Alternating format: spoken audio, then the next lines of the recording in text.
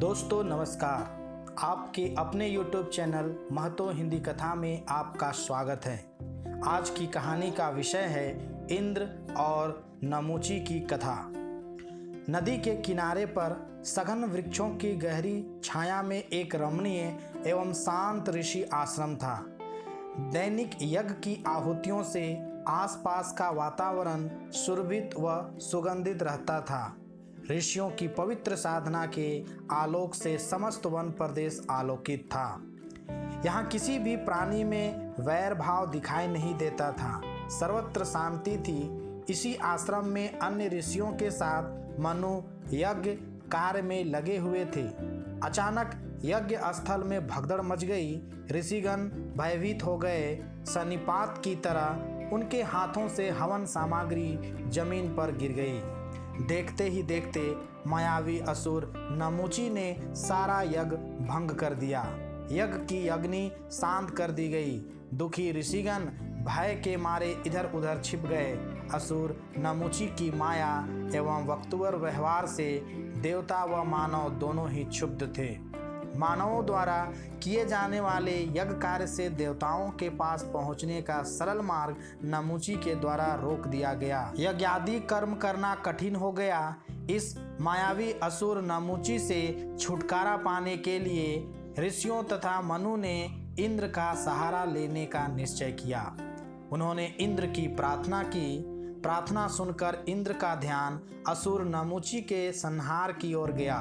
पराक्रमी इंद्र अपने वज्र से असुर नमूची का संहार करने हेतु उद्यत हुए तो मायावी असुर ने उनके प्रहार को शून्य बना दिया। मायावी असुर की मायावी शक्ति को पराक्रमी इंद्र ने पहले नष्ट करने का विचार बनाया। उन्होंने सोचा कि नमूची में माया शक्ति और आसुरी शक्ति दोनों है।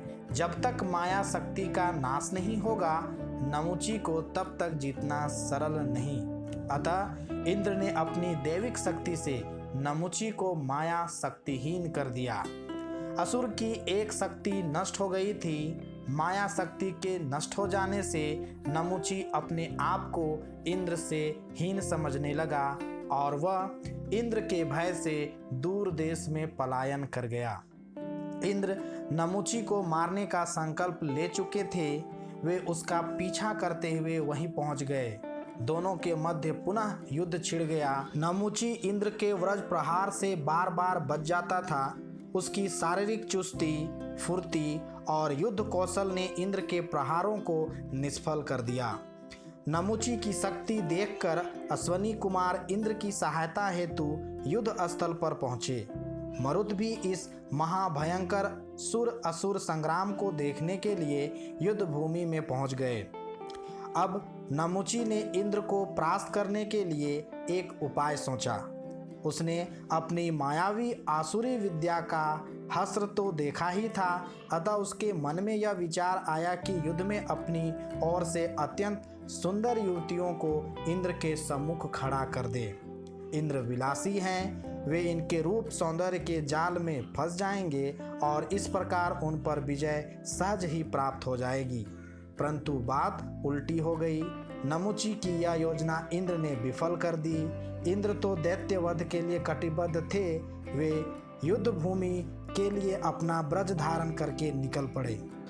नमूची ने जिन दो सर्वश्रेष्ठ रूपमती स्त्रियों को इंद्र के पास प्रेम जाल में फंसाने के लिए भेजा था, इंद्र ने उन्हें बंदी बना लिया। वे उनके रूप सौंदर्य से विचलित नहीं हुए। युद्ध करने के लिए इंद्र आगे बढ़ गए। उनकी सहायता के लिए अश्वनी कुमार उनके साथ थे। युद्ध के लिए अनुकूल वातावरण एवं अमोघ शक्ति की आवश्यकता होती है। वातावरण की सृष्टि तो अश्वनी कुमारों के उत्तेजक स्वर कर ही रहे थे। अमोघ शक्ति के लिए अश्वनी कुमारों ने इंद्र को सोमपान कराया। सोम पीते ही इंद्र ने अतुलित बल का अनुभव किया। उनकी भाव भंगिमा क्रोध के कारण चढ़ गई। नेत्र रक्त रंजित हो गए। बाहुएं फड़फड़ाने लगी और शरीर में रक्त का संचार प्रचुर मात्रा में बढ़ गया। उनका रूप अत्यंत उग्र हो गया। रुद्र रूप इंद्र नमुची की सेना पर टूट पड़े। इंद्र ने भयंकर गर्जना की। उस गर्जना के सम्मुख मेघ गर्जन भी फीका पड़ गया। उनका रूप अत्यंत उग्र हो गया। असुर वध की तीव्र आकांक्षा से युद्ध में प्रलय की भांति इधर उधर प्रहार कर शत्रु सेना का संहार करते रहे। शत्रु सेना का संहार हो गया।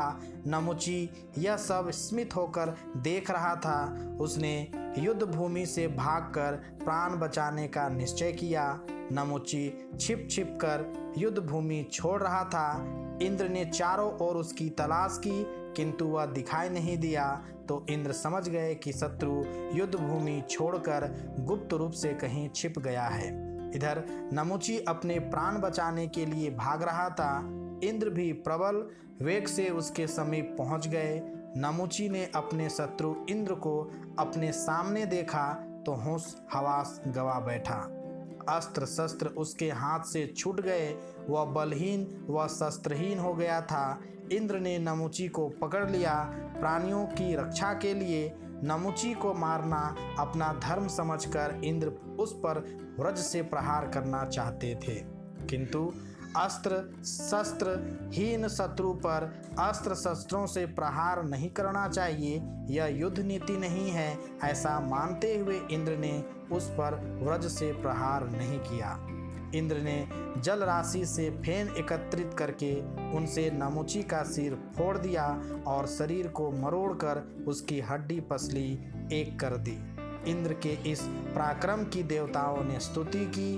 नमुची के हनन से मनु व ऋषियों का मार्ग सरल हो गया। असुर आतंक समाप्त हो गया। यज्ञ आहुतियां होने लगी। देवता यज्ञ मार्ग स्वीकार करने लगे। चारों ओर प्रफुल्लता छा गई।